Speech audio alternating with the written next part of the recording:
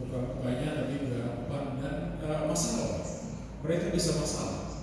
Jadi bisa dengan banyak orang di kampung perkampungan itu bisa. Jadi kalau kita lihat di situ bahkan parang itu dimasukkan ke mulut dan disorot-sorot begitu juga mereka tidak terluka. Itu wisata-wisata. Dan ini di samping wisata budaya itu sekaligus sebagai olahraga permainan tradisional. Sehingga saya sekarang lagi meneliti ini sudah 1 tahun pertama itu tentang bukan sport turisme tapi ekosport. Saya sekarang sedang meneliti dengan tim, nanti ada 5 tahun berjalan nanti program tiap tahunnya berbeda-beda. Tahap 1 ini masih sebatas identifikasi. Jadi yang seperti ini bisa kita kategorikan sebagai olahraga ditinjau dari sisi biomotorik mana yang kira-kira menjadi kriteria untuk bisa diakui sebagai sebuah olahraga. Ya. Jadi itu yang sempat dan sering dilakukan setiap tahun, sehingga nanti kalau Bapak Ibu bisa datang ke sana bisa melihatnya. Kalau yang lain lagi ini kalau kita kenal sepak raga atau sepak takraw ini dari Sulawesi Selatan. Dan dari berdasarkan permainan ini kita lihat bahwa ternyata olahraga yang transfer positifnya adalah olahraga sepak takraw ini menonjol dan bagus sekali di sana. Mereka bahkan bisa bermain bola itu dikasih api dan mereka bisa bermain di dalam sarung. Jadi ada sarung, mereka pakai kaki bukan pakai tangan, pakai kaki bisa bermain di dalam sarung, bahkan bisa berpasangan seperti yang ada di gambar kita. Jadi mereka bisa berpasangan dan tidak jatuh selama berjam-jam pun tidak mati. Nah ini hebatnya. Jadi kalau kita transfer dari situ ke olahraga permainan tradisional, dan ini dia akan sangat menarik ke wisatawan untuk dari sisi turismenya. Nah itu dari Sulawesi Selatan. Kalau wisata alam banyak di mana-mana, ini di Bandung dan di mana-mana saya lihat ada banyak ya. Ekowisata dan ini sudah tidak saya sampaikan lagi karena ini umum yang sudah pasti dipahami oleh teman-teman di sini ya. Termasuk wisata mais ini. Nah, terkait dengan sport tourism, ya, dikatakan di sini ada berbagai macam ya yang menggabungkan antara olahraga dan promosi pariwisata. Jadi baik wisata alam maupun wisata buatan manusia. Nah, kalau kita lihat yang dari sisi olahraganya saja, ya, dari sisi olahraganya saja itu terbagi atas 5 bagian. Ya, ada terbagi atas 5 bagian. Yang pertama itu wisata olahraga alam. Kemudian yang kedua itu wisata olahraga buatan. Wisata olahraga buatan. Yang ketiga itu wisata olahraga alam dan buatan. Lalu yang keempat itu wisata olahraganya. Dan yang kelima adalah olahraga tradisional. Jadi ini indikator yang ada di bagian buatan manusia yang tadi cuma 5% itu. Nah, kalau kita kaji dari sisi olahraganya terbagi menjadi 5 bagian itu. Apakah itu wisata olahraga alam, apakah itu olahraga buatan, apakah itu olahraga alam dan buatan, atau wisata olahraganya saja dan olahraga tradisional. Gitu. Nah, untuk wisata olahraga alam ini, ya, ini penyelenggaraan kegiatan itu menggunakan tempat-tempat alami. Jadi orang bersepeda, ya, maraton. Kalau kita lihat sekarang ini lagi di Mandalika ya, MotoGP, Tour de Singkarak dan sejenisnya itu bersepeda dan segala macam itu. Nah itu semua masuk dalam yang namanya wisata olahraga alam. Ya. Dan daya tarik lain yang kita bisa sekaligus sebagai kajiannya itu yaitu keindahan alamnya, keindahan kotanya. Di Maluku itu ada yang namanya Tour de Molucas, yang sampai sekarang sudah tahun ketiga. Jadi tahun ketiga, lumayan lah dari turis-turis mancanegara itu banyak terlibat di kegiatan itu. Ya, dan ada juga nanti kegiatan-kegiatan olahraga yang lain. Yang berikut tentang wisata olahraga buatan. Ya, olahraga buatan itu yang pariwisata yang berorientasi dan menggunakan tempat-tempat yang disiapkan oleh kita, oleh penduduk, oleh manusia setempat ya. Ya, katakanlah yang metode itu seperti golf, ya, sepak bola, rugby dan seterusnya. Nah, ini dibuat. Kalau sekarang sepak bola itu kan sudah tidak pakai lagi rumput-rumput yang kita tanam itu kan, tapi sudah pakai yang track sintetik, ya, yang bahan dari tatan. Nah, itu semua sekarang sudah merajalela di mana-mana. Nah, begitupun terkait dengan golf dan yang lain-lain. Ini terkait dengan olahraga prestasi memang. Sepak bola olahraga prestasi, golfnya olahraga prestasi. Nah, tapi juga olahraga masuk dalam kategori buatan manusia. Yang berikut itu wisata alam dan olahraga yang termasuk dalam buatan manusia. Ya. Ini kalau kita lihat orang mengembangkan atraksi alam ya sebagai tempat untuk acara-acara olahraga, orang maraton dan sejenisnya. Saya lihat kemarin di Malaysia. Di Malaysia itu ada satu atlet yang dari Maluku itu sudah juara untuk ke-6 kalinya.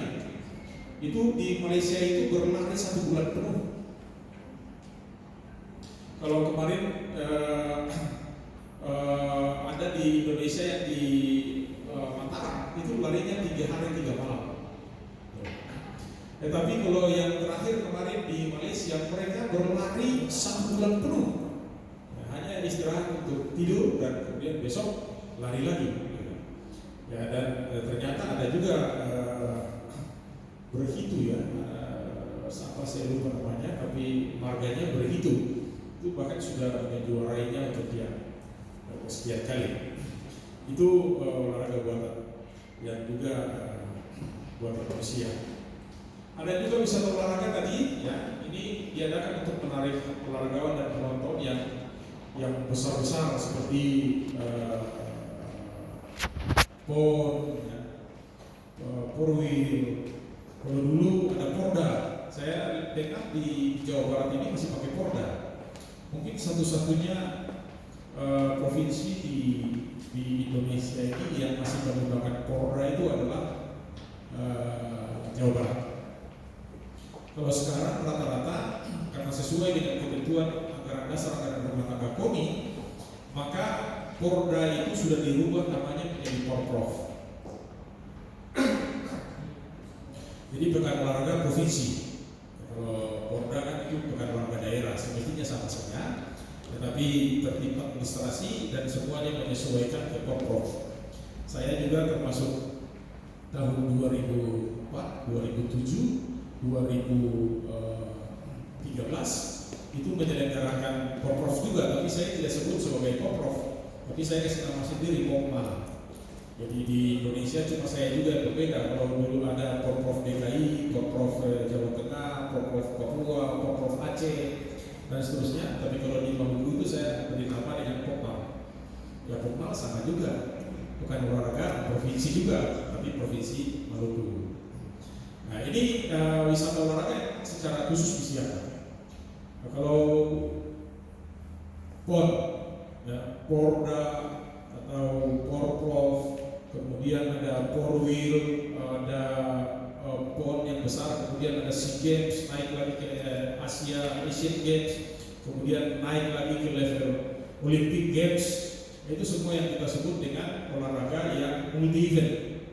Multi event artinya penyelenggaraan itu sekaligus dia melibatkan banyak atau banyak sekali olahraga yang di dalamnya. Jadi kalau itu organisasi olahraga itu kan terbagi 3 ya. Ada KONI provinsi, ada badan keolahragaan fungsional, dan ada itu organisasi cabang olahraga. Ya, jadi ini yang nanti kita lihat. Tetapi ada juga yang kita sebut dengan single event. Kalau single event itu mulai dari kejuaraan daerah sampai kejuaraan nasional sampai kejuaraan Asia Tenggara sampai kejuaraan Asia dan kejuaraan dunia. Ya. Tetapi hanya untuk satu cabang saja. Jadi katakanlah wushu misalnya. Kita wushu kita bikin kejuaraannya sendiri, kemudian di Asia Tenggara kita bikin wushu sendiri, kemudian sampai di Asia kita bikin wushu di Asia, sampai ke kejuaraan dunia kita bikin juga wushu untuk tingkat dunia. Dan kita di Indonesia sudah banyak punya atlet-atlet yang juara-juara dunia di nomor wushu. Ya, itu yang masuk dalam wisata olahraga yang sudah disiapkan oleh secara khusus. Ya. Nah, yang berikut adalah olahraga tradisional. Olahraga tradisional ini yang tadi yang sudah saya sebutkan tadi itu kita kelompokkan semua masuk di situ. Di samping dia sebagai wisata budaya, tetapi saya sama saudara saya sedang berusaha juga untuk memasukkan cabang-cabang itu, olahraga-olahraga permainan tradisional itu untuk menjadi olahraga dan sedang dikaji. Kalau kemarin ada salah satu disertasi dari Dinda kita yang ada di Jawa Barat sini, itu bahkan dia sudah menginventarisir 3.000 permainan tradisional. Ya, jadi kita punya 17.000 pulau di Indonesia ini, dan dia berhasil mengumpulkan 3.000 jenis permainan tradisional. 3.000 jenis permainan tradisional itu ditemukan di Jawa Barat. Ada saudara kita yang meneliti untuk disertasinya. Nah, itu bisa dimasukkan sebagai olahraga tradisional untuk kepentingan sport tourism. Jadi silakan kita boleh saja ya. Jangan kita berharap bahwa yang besar-besar kita bikin, tetapi yang dari lokal-lokal daerah-daerah kita itu kita kembangkan untuk bisa dijadikan sebagai tourism. Ya. Ini olahraga tradisional, bagian juga dari disertasi beliau yang sudah dirangkum sampai kurang lebih 3.000 jenis permainan tradisional ya. Jadi kalau di Jawa Timur, jadi kalian lihat yang kayak gulat-gulat itu adanya di Jawa Timur, namanya gelut patol. Nah, kebetulan dulu ada senior saya di Indonesia juga meneliti tentang gelut patol ini, dan sekarang menjadi turisme yang luar biasa. Jadi setiap tahun itu diselenggarakan pertandingan seperti adu gulat, tapi ada sabuk yang atau semacam tali yang diikat di pinggang, dan itu nanti dipegang di situ untuk bisa saling banting-banting. Jadi siapa yang lebih dulu dibanting, ya otomatis dia kalah.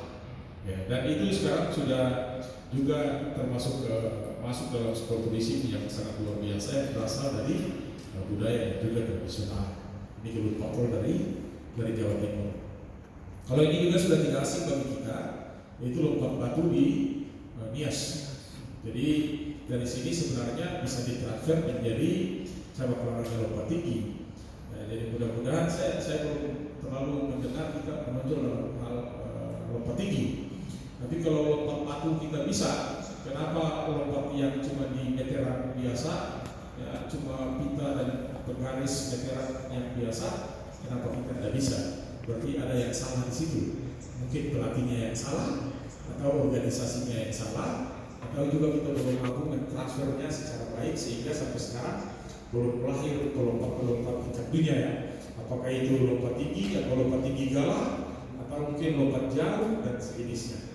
Kita berharap nanti dari sini mungkin akan muncul ya peloncat-peloncat dari Nias, dan di mana-mana kita bisa menggunakan ini sebagai indikator kebutuhan transfer positif ya, karena ada juga yang memang transfer negatif. Saya punya data tentang 10 negara yang juga termasuk hebat dalam penyelenggaraan MICE ini. Ya. Di peringkat pertama itu ada USA yang masuk 941 kegiatan. Ya. Di peringkat 2 itu ada Jerman 682 kegiatan. Ada Inggris, ada Spanyol, Italia, Prancis, Jepang, China, Kanada, dan Belanda. Sedangkan kita Indonesia itu masih di peringkat 40. Jadi terkait dengan wisata.